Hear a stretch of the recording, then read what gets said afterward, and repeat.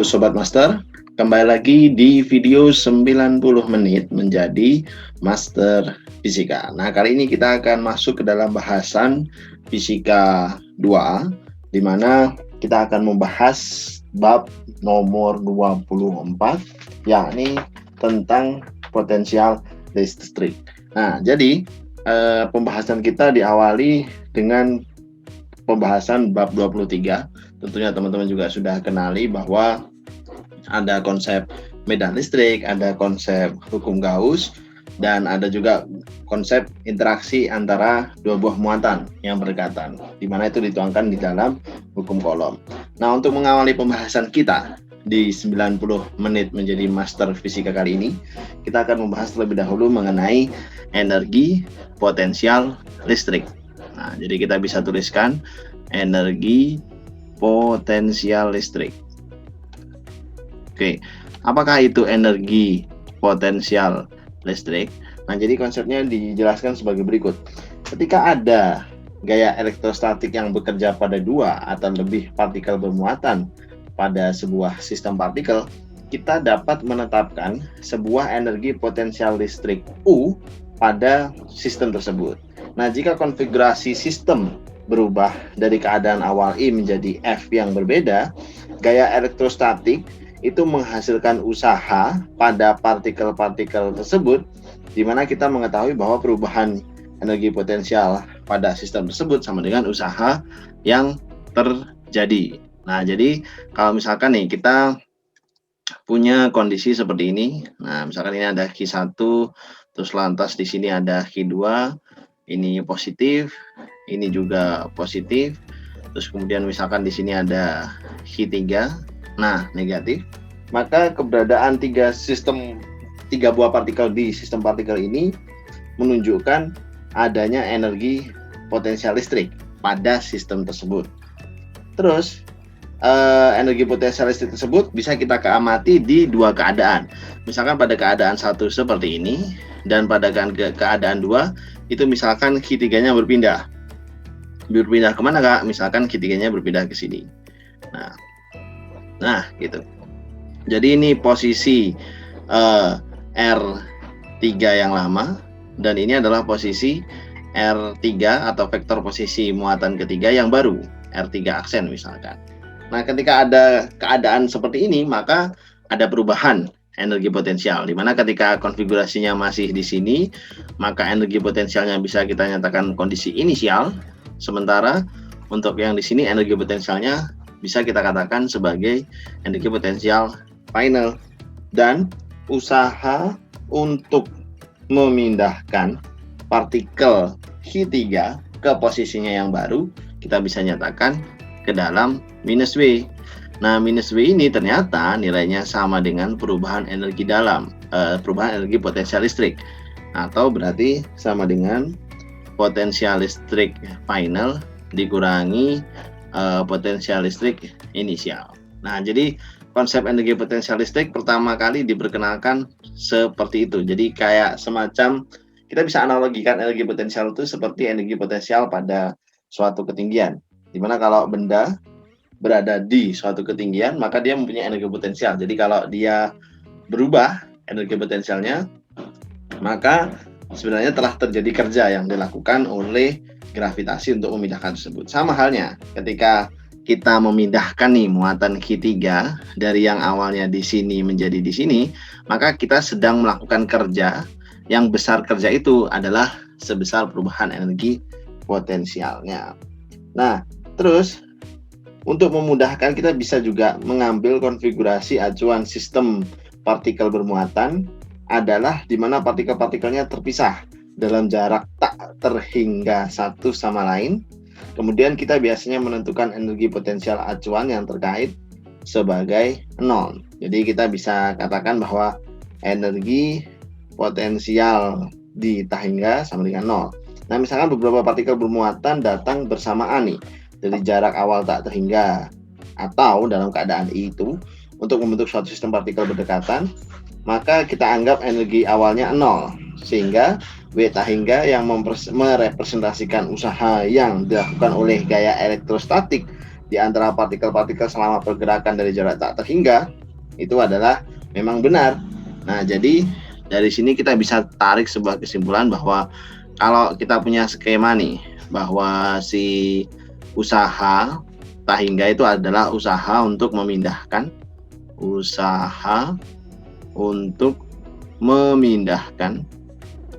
nah ini kita tulis terlebih dahulu, usaha untuk memindahkan satu buah muatan Q dari tahingga ke suatu konfigurasi tertentu. Nah, ke suatu sistem partikel. Kita tulis dulu di sini.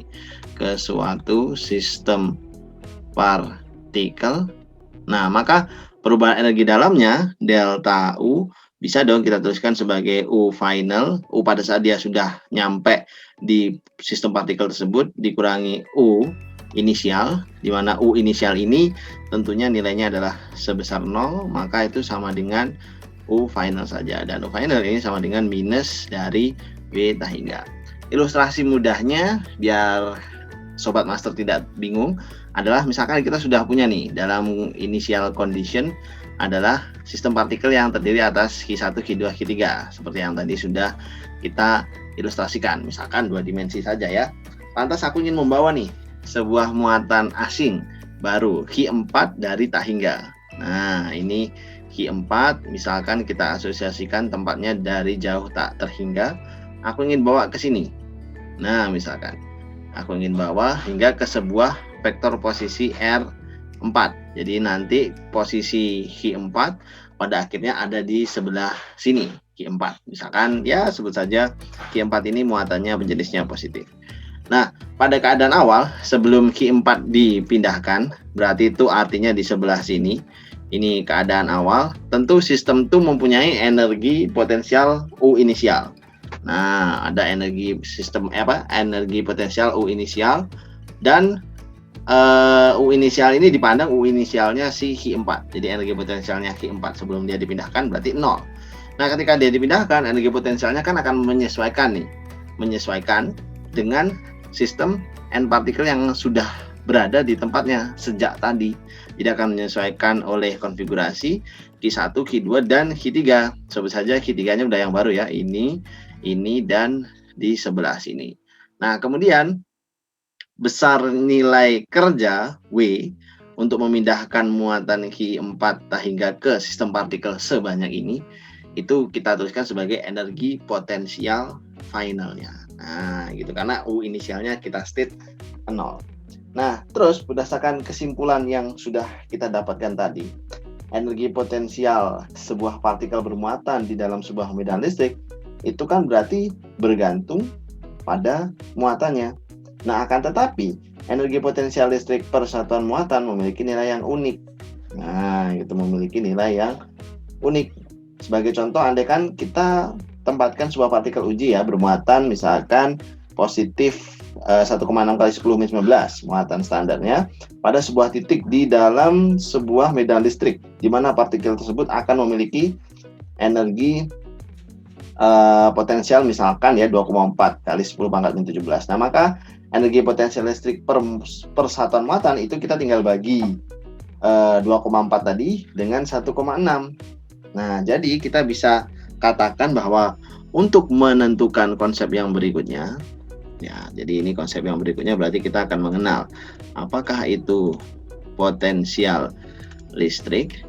Nah, karena tadi yang kita baru punya adalah energi potensial, jadi energi potensial itu ya usaha untuk memindahkan sesuatu ke sistem partikel. Kita anggap muatan Q-nya, muatan Q4-nya bukan muatan elementer, jadi dia mungkin kayak 3E atau kemudian kayak 4,8 kali 10-19, jadi kelipatan dari 1,6 kali 10-19. Nah, kalau potensial listrik ini menghitungnya lebih kepada energi potensial per muatan. Nah, jadi potensial listrik kita bisa lambangkan sebagai V. V itu sendiri itu dirumuskan atau dikonsepkan sebagai energi potensial per satuan muatan pada sebuah titik di dalam medan listrik. Nah, jadi berarti kita bisa sebut U dibagi Hi. Nah, kalau kita lihat sendiri, U itu kan berarti tadi K dikalikan Hi 4 gitu ya. Dikalikan kita anggap misalkan konfigurasi Ki1, Ki2, Ki3 adalah sebuah Ki lain. Nah, dibagi R. Ini nilai energi potensial listrik yang sudah kita kenal. Oh, berarti bentuk umum dari potensial listrik V adalah U dibagi Hi. Hi ini adalah Hi yang bersangkutan. Berarti nanti tersisa bentuknya kurang lebih adalah K atau 1/4pi epsilon 0 Hi per R. Dan yang perlu kita catat adalah bahwa besaran potensial ini adalah besaran skalar. Nah, gitu. Berarti kalau kita ingin mendefinisikan apakah potensial listrik itu, potensial listrik itu sama, yakni usaha untuk memindahkan, usaha untuk memindahkan satu buah muatan positif, satu buah muatan plus Ki, gitu, dari jauh tak terhingga hingga atau menuju, gitu, menuju ke sebuah titik P. Nah, di mana P ini adalah sebuah titik yang berjarak R atau memiliki vektor R dari, jadi P adalah titik yang berada, kita tulis dulu, sejauh vektor R slash dari sebuah muatan Ki0 yang menyebabkan medan listrik. Nah, ilustrasinya seperti apa sih, Kak? Cukup membingungkan. Kalau V berarti W per Ki. Nah, ilustrasinya kayak gimana sih konsep yang lebih tepat? Oke, misalkan gini. Aku punya sebuah muatan. Nah, gitu. Muatannya aku katakan sebagai muatan Ki0. Nah, ini bukan muatan positif yang akan kita pindah, tapi muatan yang memang keberadaannya dari sudut pandang ini lebih dekat ke kita. Jadi dia lebih dekat ke kita. Nah, terus kemudian aku punya sebuah muatan, katakan aja plus Ki, dari jauh tak terhingga, atau kalau nggak kita lurusin dulu ya lintasannya biar rapi. Nah, kita gambar seperti ini. Oke, tunggu sebentar. Nah, kayak gini. Jadi misalkan ada sebuah muatan Ki lain ya, Ki doang, dari jauh tak berhingga. Nah, kita tahu bahwa di sekitar muatan titik, ya kan, di sekitar muatan titik plus Ki0 itu ada suatu medan, di mana medan ini adalah daerah yang memuat vektor-vektor yang menunjukkan arah medan listrik. Jadi kalau kita ingin memindahkan muatan lain yang juga positif mendekati si muatan Ki0, maka sebenarnya ada usaha yang perlu kita lakukan. Nah, usaha itu apa? Usaha itu adalah usaha untuk melawan desakan dari munculnya interaksi antara dua buah muatan yang berdekatan. Kita tahu bahwa di sekitar Ki0 ada medan listrik yang arahnya ke sana, ke atas. Nah, gitu ya, itu bisa dinyatakan dalam E, di mana medan listrik E di sekitar muatan titik sudah pernah dicari, itu adalah 1/4pi epsilon 0 dikalikan Ki0 dibagi panjang vektor R kuadrat dikalikan R hat. Nah, R hat ini arahnya bisa radial ya, bisa ke arah mana saja, pokoknya dimulai dari Ki0 menuju ke luar dirinya, radial gitu. Nah, terus berarti usaha kita timbul gara-gara adanya keberadaan E ini. Nah, semakin dekat posisi dari Hi yang kita bawa di atas dengan Ki0 yang kita katakan sebagai sumber, maka semakin besar usahanya, dan kenaikan usaha itu sama saja ekuivalen dengan kenaikan E. Nah, berarti misalkan aku ingin pindahkan si muatan Ki yang dari tak hingga tadi hingga ke sebuah titik, misalkan titiknya P. Nah, titik P ini mempunyai jarak sebesar norm dari vektor R. Nah, aku boleh menyatakan bahwa potensial sistem akhir ketika si muatan Q yang ini sudah sampai di P dengan potensial awalnya itu sama dengan minus. Nah, minus ini kenapa Kak? Minus ini gara-gara kerja ya, kerja yang dilakukan. Nah, jadi minus integral dari ta hingga sampai ke R. Nah, fungsinya apa Kak? Nah, karena tadi yang ditolak adalah atau usaha kita kan timbul gara-gara E. Nah, berarti kerja itu dituliskan sebagai E, aksinya dikalikan dengan DR. Nah, gitu. Kalau ditanya DR, vektor yang sebelah mana Kak DR?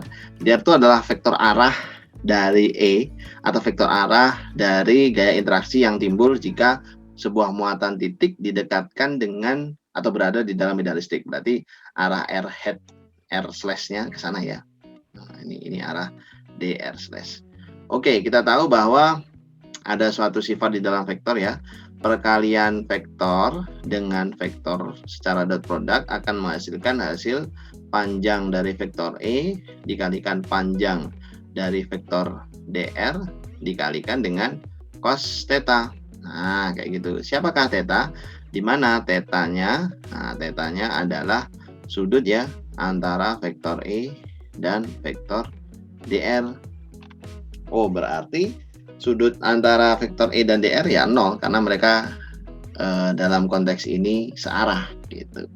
Oh, berarti kita juga telah sepakati di awal bahwasanya V inisial itu sama dengan 0 ya, maka V final potensial ketika muatan ini sudah ada di sini itu sama dengan minus integral dari infinite sampai ke suatu. Nah, ini R norm R ini bisa aku rubah jadi R besar boleh lah ya. Jadi R besar dari 1/4pi epsilon 0 Q 0 per, nah ini panjang vektor R slash kuadrat itu sama kayak R kuadrat. Nah gitu. Terus tinggal dikasih DR. Atau berarti ini masuk ke dalam bahasan integral tak wajar di kalkulus. Jadi sama dengan minus, kita keluarkan variabel-variabel yang tidak bergantung terhadap R. Q0 ada, 4pi ada, epsilon 0 ada. Terus kemudian kita limitin C, kita buat mendekati infinite, integral dari C sampai R 1/R kuadrat dr. Atau berarti sama dengan minus Q0 per 4pi epsilon 0 dikalikan limit ketika C mendekati infinite, integral 1/R kuadrat itu kan minus 1/R. Nah, dievaluasi dari C sampai R. Nah, seperti itu. Atau berarti hasilnya sama dengan minus kali minus plus ya.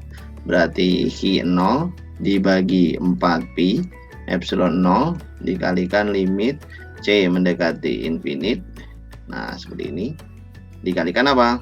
Dikalikan 1/R dikurangi 1/C. Oh, berarti hasilnya adalah Q0 dibagi 4pi epsilon 0 R. Atau bentuk yang kita kenali sewaktu semasa sekolah menengah atas adalah K Q 0 gitu ya per R. Nah, ini adalah bentuk dari potensial. Nah, potensial akibat muatan titik. Jadi potensial akibat muatan titik. Nah, maksudnya apa nih Kak? Berarti setiap kali kita ditanya nih potensial akibat muatan titik, kita bisa langsung nih menggunakan persamaan ini. Dan tinjauan potensialnya bukan potensial akibat muatan yang bergerak tadi, bukan potensial akibat muatan yang dipindahkan, tapi lebih kepada potensial akibat muatan sumber. Nah, berarti kita tahu nih, di sekitar muatan positif ada potensial positif. Oke, kita tulis di sini. Berarti kalimat simpulannya, di sekitar muatan plus Q pasti terdapat potensial yang bernilai positif, dan di sekitar muatan minus Q pasti terdapat potensial yang juga bernilai negatif. Nah, jadi sebuah partikel bermuatan positif menghasilkan potensial listrik positif dan sebuah partikel bermuatan negatif menghasilkan potensial listrik negatif. Dan oleh sebab itu, berarti kalau kita tahu bahwa di setiap titik itu pasti ada muatan elementer, dan kita tahu juga bahwa di setiap posisi pasti ada medan listrik, maka kita sekarang sudah bisa menentukan besar medan listrik, besar potensial listrik akibat medan listrik tersebut. Dan kita tahu nih bahwa kalau aku punya sebuah muatan seperti tadi, misalkan plus Q 0, maka aku akan tahu bahwa ketika aku menggambar sebuah bola, nah itu sebuah kulit bola, misalkan bentuknya seperti ini, oke, kita ilustrasikan terlebih dahulu. Nah, jika aku menggambar sebuah kulit bola, nah kayak gini, maka aku tahu bahwa besar medan listrik di titik-titik di selubung bola ini pasti sama. Berarti aku tahu bahwa besar potensial listrik di titik-titik di selubung bola ini juga sama. Oleh karena itu, permukaan bola yang berwarna biru ini memuat atau merupakan sebuah daerah yang kita katakan ekuipotensial. Nah, jadi daerah ekuipotensial. Apa yang dimaksudkan daerah ekuipotensial? Daerah yang memiliki potensial yang sama. Berarti kalau misalkan aku gambarkan lagi nih kulit atau selubung bola dengan radius yang lebih besar ketimbang yang berwarna biru, maka konsekuensinya seharusnya apa? Seharusnya aku akan mendapati sebuah daerah baru yang juga merupakan daerah ekuipotensial dan dengan potensial yang berbeda dengan potensial yang pertama. Nah, gitu. Dan karena hubungan potensial itu adalah berbanding terbalik terhadap variabel R, maka seharusnya aku tebak bahwa potensial untuk di daerah yang berwarna oranye, nah gitu, oranye muda itu akan jauh lebih kecil ketimbang potensial untuk daerah yang berwarna biru.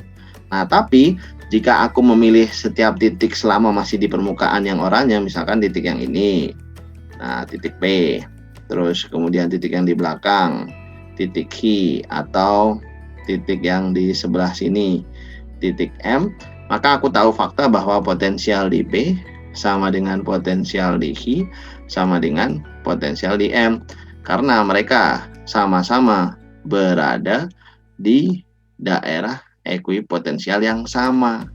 Nah, di daerah ekuipotensial. Oke, sementara berarti kalau aku ambil sebuah titik, sebut saja titiknya di sini, titik A, terus kemudian di sini titik B, atau kalau enggak di sini titik C, maka itu pun potensialnya sama. Jadi potensial A pasti sama dengan potensial di B, sama dengan potensial di C, karena mereka sama-sama berada di daerah ekuipotensial yang sama. Nah, gitu, ekuipotensial. Oke, seperti itu. Itu adalah konsep berikutnya pada saat kita mengenal potensial V. Dan dari rumus sebelumnya, kita juga tahu bahwa potensial atau beda potensial delta V bisa dituliskan sebagai potensial akhir dikurangi potensial awal sama dengan minus integral dari awal sampai akhir ya. Awal sampai akhir vektor E dot vektor dr. Nah, ini adalah persamaan yang cukup penting untuk kita nanti memahami apakah itu beda potensial. Kayak gitu. Oke, kita akan lanjutkan ke konsep berikutnya. Nah, karena tadi kita sudah dapati potensial akibat sebuah muatan titik, lantas bagaimana untuk konsep berikutnya? Nah, konsep berikutnya itu apa? Bagaimana untuk potensial akibat, nah ini yang kedua, potensial akibat sistem muatan.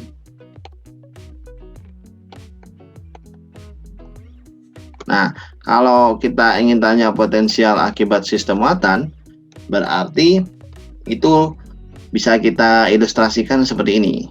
Nah, misalkan kita punya suatu sumbu kartesian biasa, sumbu XY, yang di dalamnya ada muatan-muatan elementer. Ada Q1 berjenis positif, ada Q2 berjenis negatif. Terus kemudian ada di sini Q3 berjenis negatif. Nah, maka misalkan aku ingin mengamati sebuah titik P tak bermuatan di tengah, aku bisa nih menghitung potensialnya sebagai penjumlahan potensial-potensial elementer. Jadi maksudnya adalah potensial di P sama dengan penjumlahan dari I sama dengan 1 sampai banyaknya N muatan gitu ya, dari potensial masing-masing. Atau bisa juga kita tulis sebagai potensial akibat muatan Q1 ditambah potensial akibat muatan Q2 ditambah potensial akibat muatan Q3. Atau berarti itu sama dengan, nah ini kita bisa nyatakan 1/4 pi epsilon 0. Nah ini sama dengan ya, buka kurung, potensial akibat muatan 1. Ingat, di sekitar muatan positif pasti kita akan temui potensial daerah berpotensial positif. Berarti ini kita masukkan positif Q1, kita bagi dengan panjang vektor R1. Nah, panjang vektor R1 menunjukkan apa, Kak? Menunjukkan jarak ini ke sini. Nah, ini panjang vektor R1. Nah, begitu pula dengan R2 juga sama. Tapi minus, berarti kita masukkan, kita libatkan tanda minusnya ke dalam penjumlahan. Minus Q2 per panjang vektor R2. Ya, begitu pula yang terakhir, minus juga ya. Minus Q3 dibagi dengan panjang vektor R3.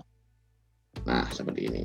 Oke, berarti ini adalah cara kita mencari besar potensial di suatu titik P yang berada di sekitar sistem muatan.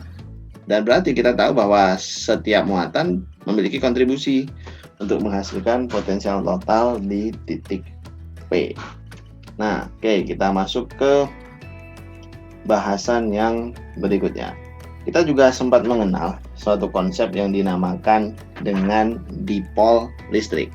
Nah, itu yang akan kita bahas pada konsep yang ketiga ini. Nah, itu jadi yang ketiga. Kita akan bahas masalah potensial akibat dipol listrik. Oke, dipol listrik sendiri kalau dari namanya berarti dua kutub muatan elementer Ki. Nah, cuman dua kutub itu harusnya besarnya sama dan jenisnya saja yang berbeda. Jadi kalau misalkan ya aku punya suatu muatan elementer plus Ki bersanding cukup dekat dengan minus Ki, misalkan dipisahkan dengan jarak sejauh D, misalkan kita gambar dulu. Nah, ini misalkan jaraknya sejauh D nih, dari sini sampai sini, Oke, D. Nah, ini kita sebut sebagai dipol. Nah, misalkan aku ambil sebuah titik, sebut saja titik P. Nah, di sini P adalah sebuah titik. Nah, kalau kita ingin menyatakan potensial di P, maka tentu ya kita ingin menyatakan potensial masing-masing dong. Karena ini dipol itu sama kayak sistem muatan. Sistem dua muatan lebih tepatnya. Nah, berarti kita nyatakan nih potensial di titik P adalah potensial akibat muatan 1 yang positif sama potensial akibat muatan 2. Berarti di sini ada R jari-jari untuk muatan yang positif, di sini ada R untuk jari-jari muatan yang negatif. Nah, terus biasanya untuk menyatakan dipol kita bisa menggunakan jari-jari tengah nih. Nah, jari-jari tengah ini misalkan aku namai sebagai R. Dan nanti kalau kita zoom berkali-kali bentuk dari dipolnya, kita bisa dapati bentuk ini. Nah, ini seperti ini. Nah, ini seperti ini. Oke, jadi ada sudut theta yang kita katakan ada di mana, Kak? Ada di sebelah sini. Nah, oke. Nah, ini sudut theta nih. Nah, yang ini yang R tadi ya, R positif. Yang ini yang R negatif. Terus muatannya di mana? Ingat di sini dan di sebelah sini. Minus Q, ya yang ini plus Q. Sudah, seperti itu. Oh, berarti kita bisa dong tuliskan potensial listrik di titik P sebagai potensial listrik akibat muatan dipol positif ditambah potensial listrik akibat muatan dipol negatif. Atau berarti sama dengan 1/4pi epsilon 0 dikalikan Q gitu ya, dibagi R yang positif dikurangi Q dibagi R yang negatif. Nah, gitu. Atau R-nya bisa Q-nya bisa kita keluarkan ya. Berarti ini sama dengan Q. Ya, kita tulis dulu. Q dibagi 4pi epsilon 0. Nah, ini kalau kita rapikan ada R negatif dikurangi R positif dibagi dengan R positif dikali R negatif. Nah, terus karena bentuk dari atau jarak antara dua muatan dalam satu dipol itu sangat kecil, maka kita sebenarnya bisa menyatakan bahwa R minus dikurangi dengan R plus itu bentuknya sangat mendekati D cos theta. Nah, jadi bentuknya sangat mendekati D cos theta. Yang mana itu Kak D cos theta? Nah, ini bisa kita gambarin seperti ini. Oke, jadi D cos theta, D kan ini ya. Nah, ini D, berarti D cos theta itu yang sebelah sini. Nah, itu. Ini R minus dikurangi R plus. Jadi bisa kita dekati sebagai ini. D cos theta. Nah, terus kalau dia R minus R plusnya D cos theta, berarti R minus kali R plus ya kita bisa anggap mereka hampir sama karena toh jaraknya sangat kecil. Berarti kan ya kalau kita menarik garis seperti ini dengan sebuah titik yang hampir dekat, nah maka mungkin panjangnya akan hampir sama. Jadi kita bisa bilang bahwa R minus itu mungkin hampir sama dengan R plus. Karena jarak muatan dipol tentu kecil, berarti ini akan sama dengan R. Oh, berarti kalimat yang ada di sini, potensial di P di sebelah sini boleh dong kita tuliskan sebagai Q dibagi 4pi epsilon 0 dikalikan D cos theta dibagi dengan R kuadrat. Nah, kita tahu bahwa Q kali D itu sama dengan momen dipol. Oh, berarti potensial dipol adalah momen dipol P dikalikan dengan cos theta. Nah, gitu ya. P dikalikan dengan cos theta dibagi 4pi epsilon 0. Nah, ini dan R kuadrat.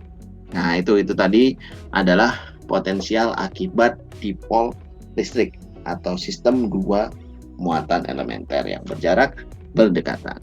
Oke, itu tadi adalah subbab yang ketiga. Nah, gitu ya, mengenai potensial akibat dipol. Jadi kalau kita punya dipol pasti seperti itu.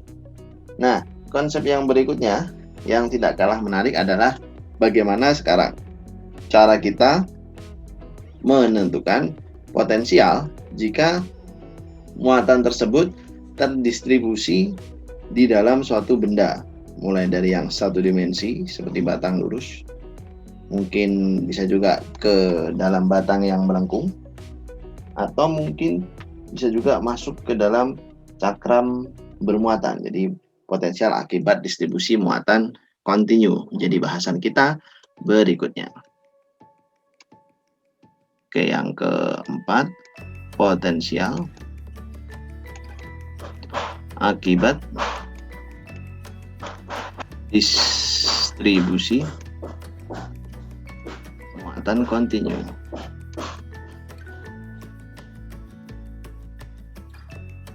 Nah, seperti ini.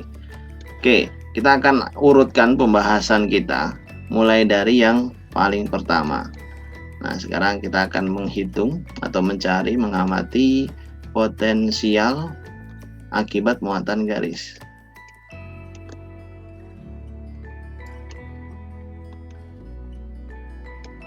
Nah, oke, kalau kita tinjau muatan garis yang dimaksud mungkin akan berbentuk kurang lebih batang seperti ini. Oke, Kita katakan misalkan batang ini memiliki total muatan plus Q yang dimana rapat muatan persatuan panjangnya bisa dinyatakan sebagai lambda coulomb per meter.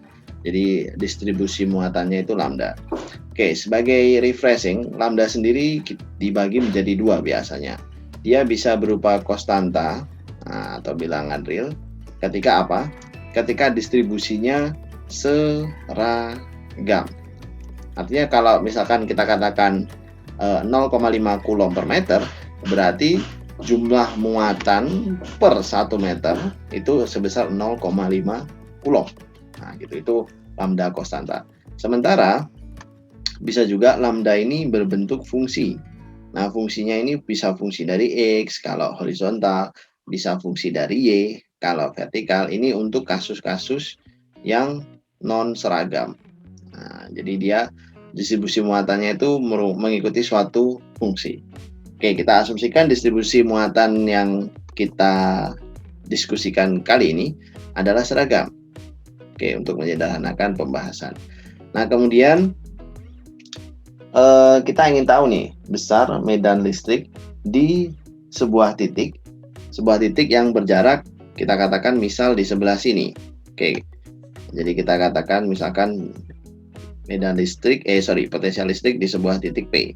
Nah, P ini adalah sebuah titik yang berada di sebuah garis yang membagi panjang dari si batang itu tepat sama panjang. Nah, jadi aku misalkan punya garis yang berwarna oranye itu misalkan panjangnya A, dia membagi si batang yang panjang dari sini sampai sini itu sepanjang L dengan sama panjang. Nah, gitu. Jadi ini ke paling pojok L. Oke ya. Nah, terus kita ingin mencari nih, kalau skemanya kayak gini, maka potensial listrik di titik P seperti apa? Oke, Nah, dasar untuk kita menjawab pertanyaan tersebut berawal dari konsep potensial akibat muatan titik, di mana kita tahu bahwa jika terdapat lebih dari satu buah muatan titik, jika terdapat lebih dari satu buah muatan titik, which is itu juga berarti artinya ada di dalam muatan kontinu, maka kita sebenarnya bisa menghitung permuatan elementer, lalu kita jumlahkan. Nah, berarti konsep tersebut mengarahkan kita untuk seolah-olah kita mencacah muatan pada batang sepanjang L ini, agar bisa kita anggap ada satu muatan elementer, untuk kita hitung terlebih dahulu P-nya, lalu kita jumlahkan semuanya secara kontinu. Di mana kalimat penjumlahan tersebut berarti bisa kita maknai sebagai integral. Nah, berarti di sini aku misalkan akan ambil ya sebuah muatan atau sebuah partisi muatan yang aku beri warna coklat seperti ini. Nah, misalkan partisi muatannya aku namai dhi. Nah, atau berarti banyak muatan di situ aku takar sebesar dhi. Terus aku tahu bahwa jarak dhi ke P itu adalah sebesar vektor R. Nah, gini. Ya, gitu ya, atau ya ini R slash. Nah, itu jaraknya. Terus aku juga inisiasi bahwa panjang dari muatan dhi ini tadi adalah sebesar dx, tebalnya, panjangnya. Dan aku inisiasi juga bahwa posisi terhadap ujung sebelah kiri, nah gitu, atau kalau enggak posisi dari sini sampai sini itu sebesar x. Nah, ini x.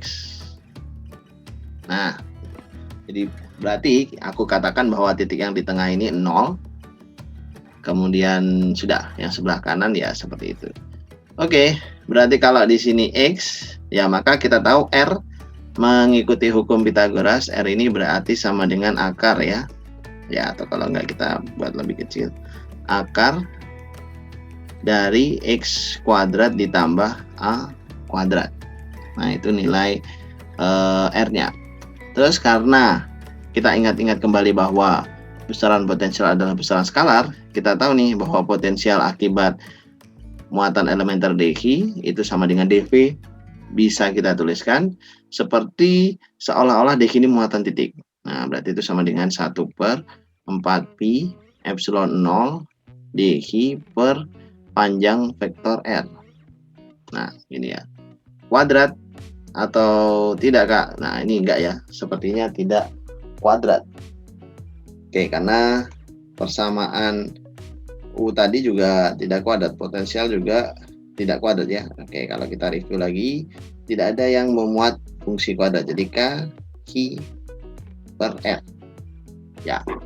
Terus lantas bagaimana kita mendeskripsikan Q-nya? Dhi banyaknya muatan di situ. Kalau rapat muatan dari batang ini sepanjang lambda dan panjang elementer dhi itu sepanjang dx, maka aku boleh katakan dhi itu nilainya adalah sebesar lambda dikalikan dx. Nah, lantas R-nya adalah akar dari x kuadrat plus a kuadrat. Oh, ini nilai dv-nya. Sehingga secara keseluruhan berarti boleh nih aku katakan integral dari dv atau sama dengan potensial di P. Nah, atau sama dengan integral berarti dari paling kiri minus L per 2 sampai paling kanan L per 2. Fungsinya adalah lambda dx per ada 4pi, ada epsilon 0 per ada lagi ini akar x kuadrat plus a kuadrat. Nah, seperti itu. Kemudian di sini kita tahu lagi bahwa ada konstanta-konstanta yang tidak termasuk ke dalam fungsi yang bisa kita integralkan, jadi bisa kita pisahkan saja. Berarti sisa lambda 4pi epsilon 0. Nah, ini tidak perlu kita integralkan karena nilainya pun sama. Habis itu tinggal integral minus L per 2 sampai L per 2. Ada kalimat dx per akar dari x kuadrat plus a kuadrat. Nah, oleh karena bentuk fungsi seper e kuadrat plus a kuadrat adalah fungsi genap, maka integral ini boleh kita nyatakan ulang sebagai 2 kali integral lambda kali 4pi epsilon 0 seperti ini dikalikan integral cukup dari 0 sampai L per 2 dx per akar dari x kuadrat plus a kuadrat. Nah, ini seperti itu cara penyelesaiannya. Dan untuk menyelesaikan ini kita bisa menggunakan tools yang ada di matematika, yakni teknik substitusi trigonometri. Nah, berarti kita bisa misalkan x yang ada di situ sebagai a tangen t. Lantas aku akan peroleh dx-nya berarti sama dengan a secant kuadrat t dt. Terus kemudian aku juga tidak lupa untuk mengubah x-nya nanti ke dalam tan inverse dari x per a. Oh, berarti kita dapati bahwa potensial di titik P sama dengan lambda per 2pi epsilon 0. Ya, seperti itu, lambda per 2pi epsilon 0 dikalikan integral dx-nya adalah a secant kuadrat t dt. Ya, gitu. Dibagi yang di bawahnya adalah akar akar dari a kuadrat dikalikan secant kuadrat t. Nah, seperti itu. Atau yang dimana bentuk ini sama kayak lambda per 2pi epsilon 0 integral dari a, terus kemudian yang di sini secant t. Ini a, ini ya a kuadrat lah ya. Yang di bawah sini ada a juga dikalikan dengan secant kuadrat diakarin, berarti kuadratnya hilang. Tersisa a secant t kurung dt. Nah, terus kita bisa eliminasi kan nilai-nilai yang sama a. Nah, lantas ini juga kita bisa eliminasi. Oh, berarti potensial di titik P hanya tersisa lambda per 2pi epsilon 0 dari integral secant. Integral secant adalah ln harga mutlak secant t ditambah tangen t. Nah, seperti ini. Terus kita juga tahu bahwa t tadi wajib kita ubah ke dalam variabel aslinya, yakni variabel x. Karena apa? Karena memang dia berasal dari variabel x ya, untuk kita nanti evaluasi batas-batas integralnya. Berarti ini sama dengan lambda per 2pi epsilon 0 dikalikan dengan ln buka mutlak secant buka kurung dari tan inverse seperti ini buka kurung X per A ditambah dengan tangen dari tangen inverse dari X per A tutup kurung tutup mutlak. Nah, seperti itu. Terus untuk mencari nilai dari sekant tan inverse bagaimana?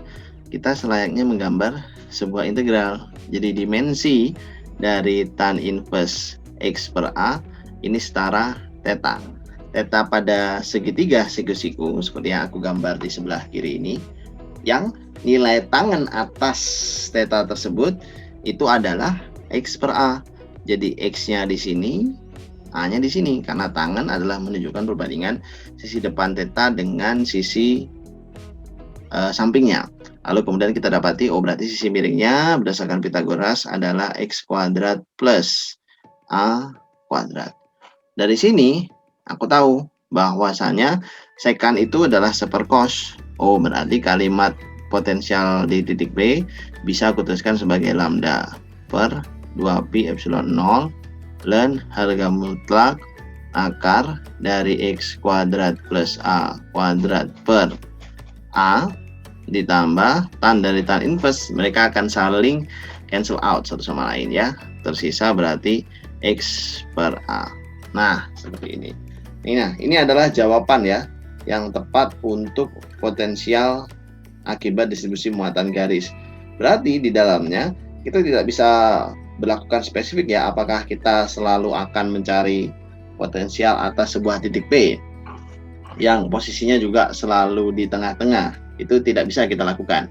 Bisa jadi potensial yang kita ingin cari bukan di titik tengah, bukan di garis A seperti yang kita sudah ilustrasikan. Bisa jadi dia berada di ujung sebelah kanan, jadi berjarak A dari ujung sebelah kanan. Bisa jadi ke sini bisa, atau kemudian jarak ke sana bisa. Berarti yang terpenting adalah pemahaman mengenai bagaimana sih cara menurunkan fungsi ini dengan benar, atau cara mendapatkan hasil potensialnya dengan benar. Jadi pola pikir yang bisa kita ambil apakah? Yang bisa kita ambil tentu yang pertama, kita bisa cacah muatan-muatan yang sangat banyak dalam muatan garis itu sebagai muatan elementer-elementer Dicke. Oke.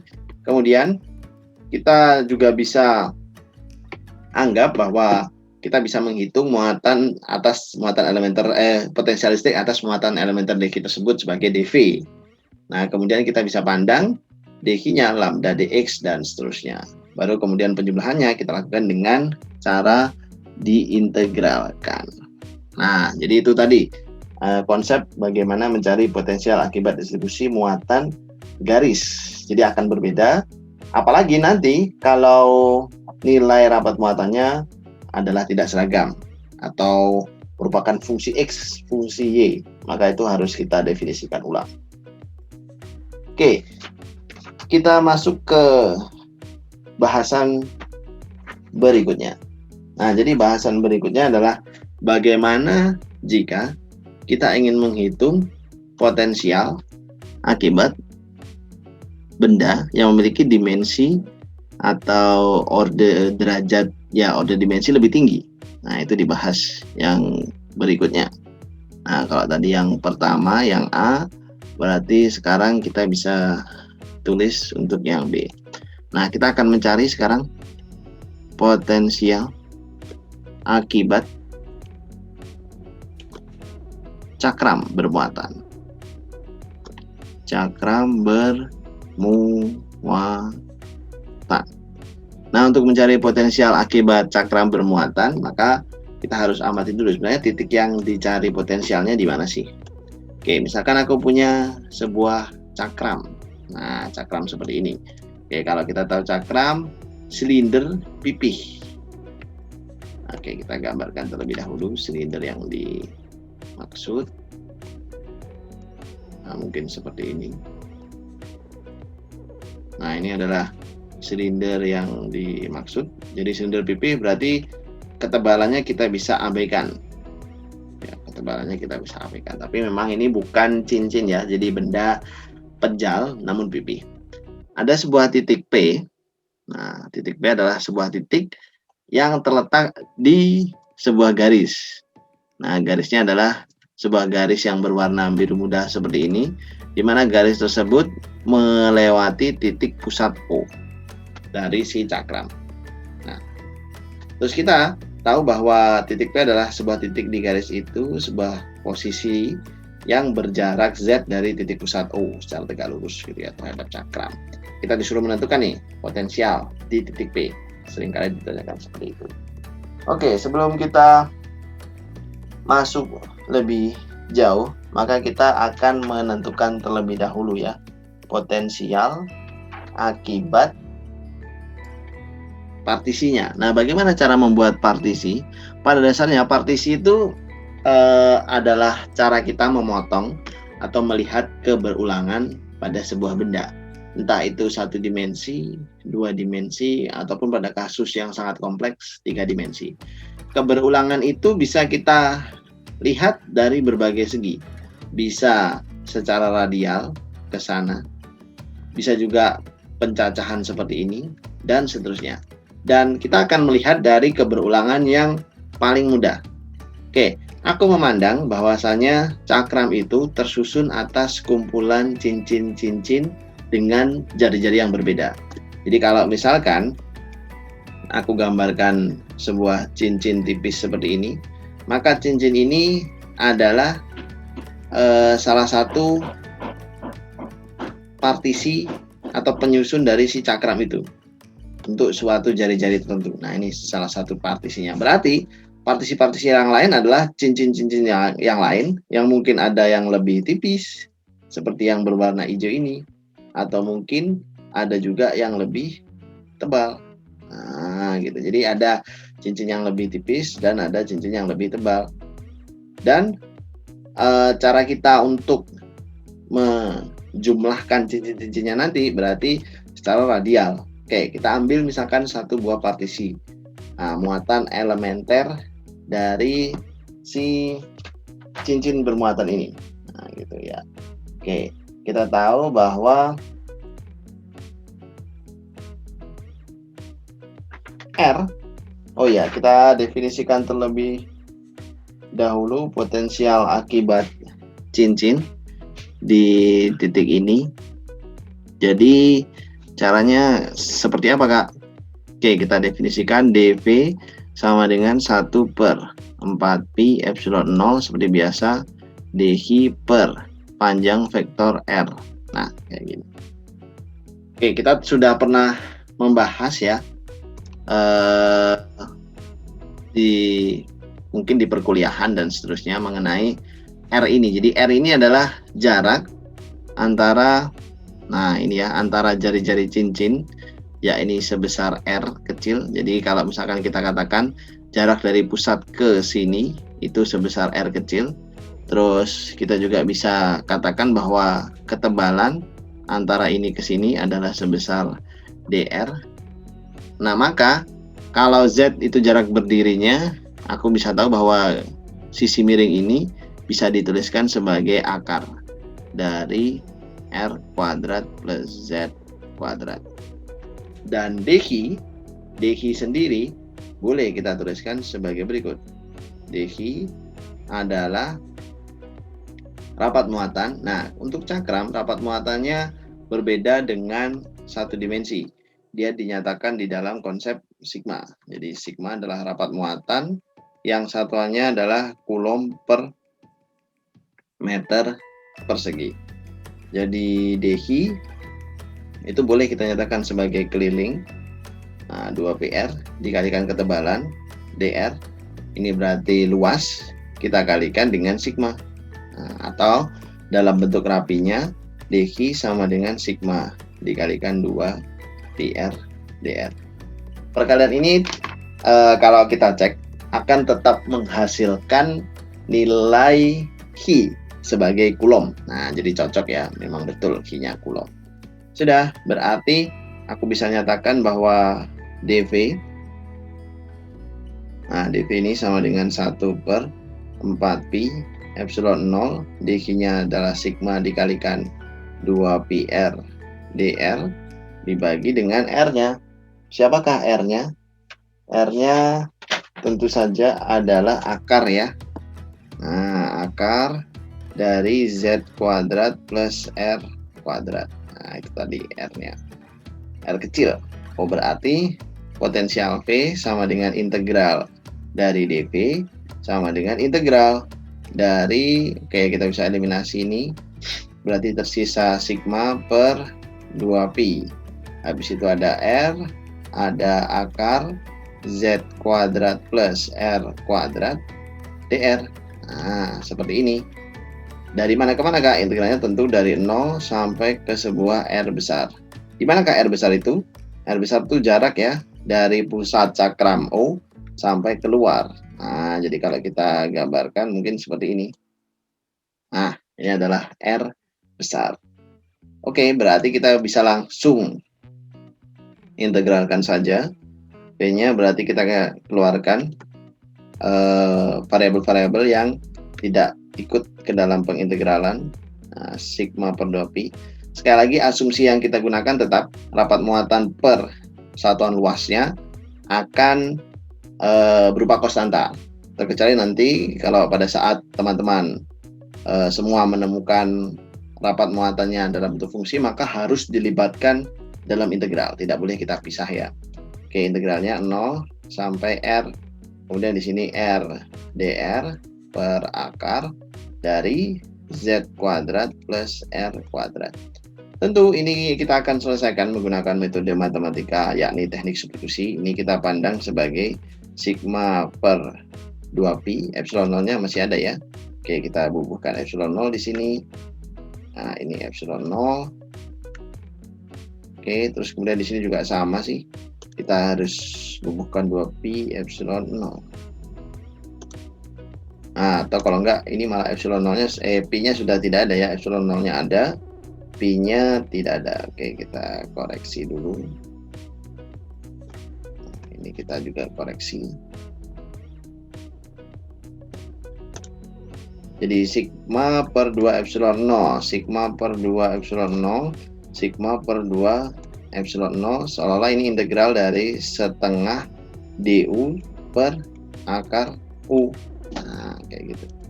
Atau berarti ini sama dengan sigma per, tentunya 2 epsilon 0 kali 2 berarti 4 ya. 4 epsilon 0 integral dari du per akar u sama dengan integral dari u pangkat min setengah. Itu hasilnya adalah min setengah plus 1 setengah diseper, berarti ini 2 dikalikan 1 per dikalikan dengan u. Nah, pangkat setengah atau akar u seperti ini. Kita kembalikan lagi, u-nya tidak lain adalah Z kuadrat ditambah dengan R kuadrat. Nah, ini nanti dievaluasi. Dari mana ke mana, Kak? Dievaluasi dari 0 sampai R. Ya, gitu. Atau berarti kita akan menemukan bahwa potensialnya sama dengan sigma per 2 epsilon 0 dikalikan akar dari R besar kuadrat plus R kecil kuadrat minus akar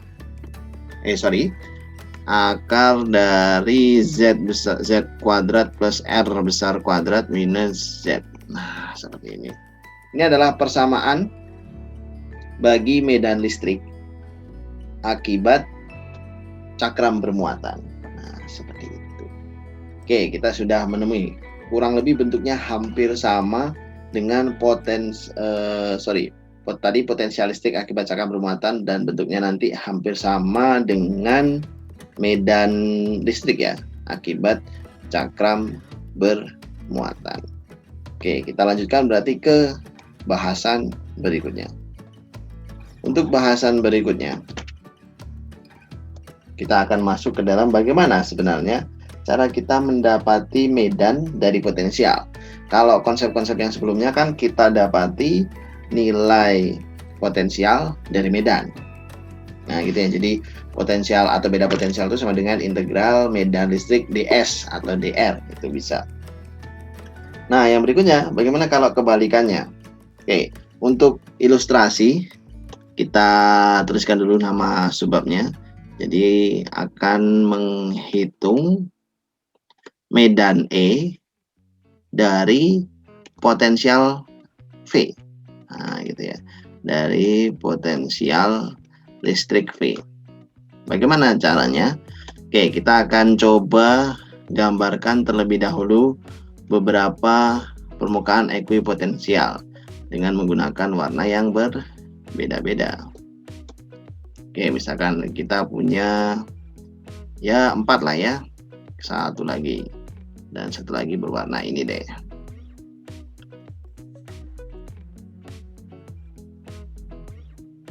Nah, oke, kita mempunyai 4 permukaan ekuipotensial. Jadi potongan dari 4 permukaan ekuipotensial. Nah, misalkan aku punya sebuah muatan positif. Nah, di sini aku letakkan plus Q. Nah, Q0 ini aku letakkan di salah satu permukaan ekuipotensial. Dan aku ingin pindahkan dia ke permukaan ekuipotensial berikutnya. Jadi pengen aku pindahkan ke sini. Nah, ke permukaan ekuipotensial yang berwarna hijau. Jadi ini permukaan ekuipotensial 1 dengan potensial yang lebih gede, permukaan ekuipotensial 2 ini lebih kecil, ini yang ketiga lebih kecil, yang keempat juga potensialnya lebih kecil, makin kecil, makin kecil, makin kecil. Nah, maka aku akan punya besar medan listrik dari si muatan kita di arahnya kan keluar. Nah, ini adalah E-nya. Terus aku juga akan punya nanti theta seperti ini. Dan aku akan punya garis hitam ini adalah vektor ds. Nah, gitu vektor perpindahannya. Nah, sekarang kita akan melihat bagaimana menentukan potensial listrik di titik F. Jika kita tahu medan listrik di sepanjang titik dari titik acuan titik F. Dalam kasus ini kita ingin mengusulkan cara menentukan medan listrik ketika kita tahu potensialnya. Nah, gitu. Jadi gambar tadi adalah sebuah muatan uji Q yang ingin bergerak sejauh ds dari satu permukaan ekuipotensial ke permukaan ekuipotensial lain. Nah, terus garis-garis medan listrik yang digambarkan tegak lurus terhadap permukaan tersebut mengungkapkan variasi E. Apa yang kita cari di sini adalah ekuivalen matematika dari prosedur grafis. Nah, kita juga tahu bahwa untuk berpindah kita butuhkan suatu kerja. Nah, kerjanya bisa dinyatakan ke dalam Q0 dikalikan beda potensialnya. Jadi kalau suatu muatan melewati beda potensial, maka akan terjadi kerja. Dan kerjanya itu sama dengan minus, nah ini ya, minus dari Q0 dikalikan beda potensialnya. Dan itu berarti sama dengan Q0 dikalikan medan listrik yang ada di situ, dikalikan dengan cos theta, dikalikan dengan ds. Nah, gitu di sini.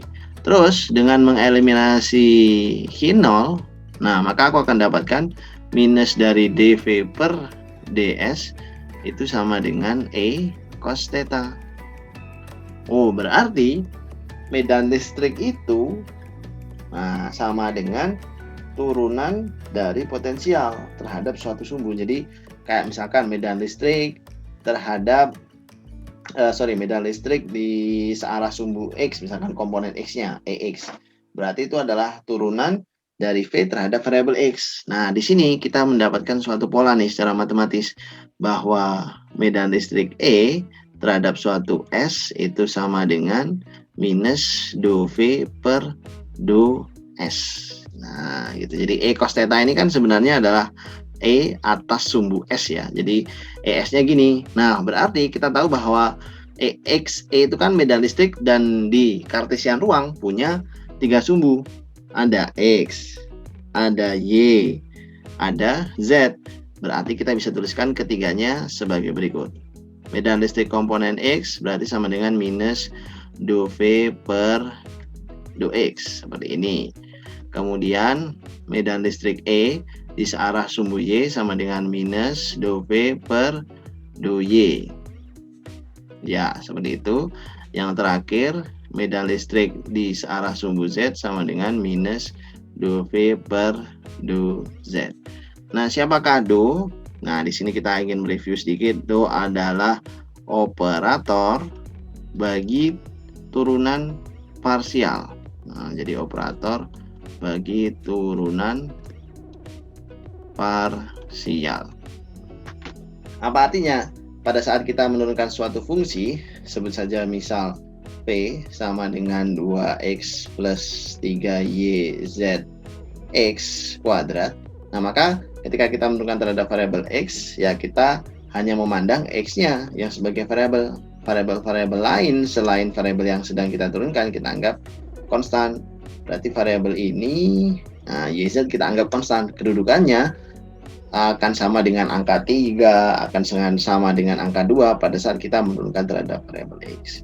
Berarti nanti ketika kita menurunkan terhadap variabel y pun sama. Jadi kita anggap variabel x, z kedudukannya seperti konstan. Sama kayak angka 2, sama kayak angka 3. Nah, seperti itu. Berarti kita dapati simpulan bahwa untuk kasus sederhana di mana medan listrik seragam, E adalah minus delta V per delta S, di mana S tegak lurus terhadap arah permukaan ekuipotensialnya. Oke, nah itu tadi adalah konsep mengenai potensial pada menghitung medan ya dari potensial yang sudah tersedia. Nah, oke, yang berikutnya yang berarti kita bisa bahas tentang apa itu? Nah, itu tentang energi potensial listrik dari sistem muatan titik. Oke, kita tuliskan dulu nama subbabnya. Energi potensial listrik dari sistem muatan. Jadi apa yang dimaksudkan subbab ini? Berarti kalau misalkan terdapat lebih dari satu muatan, maka energi potensialnya seperti apa? Nah, kita mendeskripsikan energi potensial listrik itu kan dari satu partikel bermuatan sebagai gaya elektrostatik yang melakukan usaha padanya. Kayak tadi, energi potensial di awal menjelaskan usaha yang dilakukan oleh gaya elektrostatik untuk memindahkan suatu muatan ke dalam sistem muatan. Nah, disebab itu kita mengasumsikan bahwa muatan yang menghasilkan gaya itu tetap pada posisinya. Ya, gitu ya. Sehingga baik gaya atau medan listriknya tidak dapat dipengaruhi oleh keberadaan muatan yang kita uji. Nah, kita mendefinisikan energi potensial listrik dari satu sistem muatan titik dijaga di dalam posisi tetap oleh gaya yang tidak ditentukan sebagai berikut. Jadi kalimatnya begini, energi potensial listrik suatu sistem dengan muatan-muatan titik yang tetap adalah sama dengan usaha yang harus dilakukan oleh gaya eksternal untuk menyusun sistem membawa masing-masing muatan dari jauh tak berhingga. Nah, jadi kalau misalkan aku ingin tahu nih energi potensial antara sistem muatan seperti ini, Q1 ada, Q2, dan keduanya misalkan dipisahkan dengan suatu jarak sebesar R/. Nah, maka besarnya energi potensial itu sama kayak usaha untuk memindahkan masing-masing muatan dari jauh tak berhingga ke sini. Nah, gitu. Jadi, misalkan muatan Q1 awalnya di sana, muatan Q2 awalnya di Tangga, usaha untuk masing-masing menempuhnya ke sini itu kita hitung untuk menentukan energi potensialnya. Berarti kita bisa rumuskan energi potensial akibat sistem seperti ini, atau ya kita tuliskan B saja, itu besaran skalar tentunya sama dengan 1/4pi epsilon 0 dikalikan Q1 dikalikan Q2 perpanjang vektor R, sudah.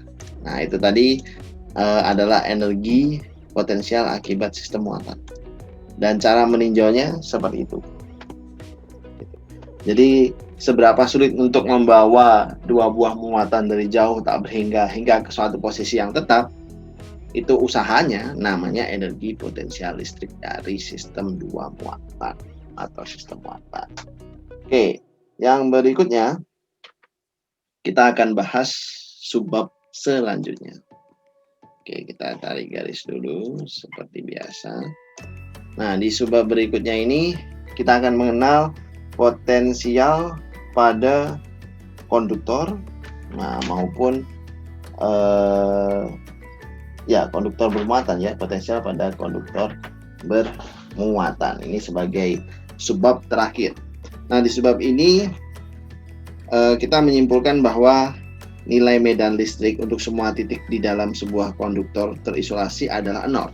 Jadi, kalau aku miliki sebuah konduktor terisolasi, maka aku tahu bahwasannya misalkan ini bola konduktor, maka muatannya kan pasti akan terdistribusi hanya di permukaan luar kulitnya saja, jadi benar-benar di luar. Berarti kalau aku ambil sembarang titik di dalam konduktor bola tersebut, misalkan di sini sembarang titik P, maka nilai medan listrik di P itu 0. Nah, kita kemudian menggunakan hukum Gauss untuk membuktikan bahwa kelebihan muatan yang ditempatkan pada sebuah konduktor terisolasi akan menempatkan diri sepenuhnya pada permukaannya, seperti yang tadi sudah kita bahas.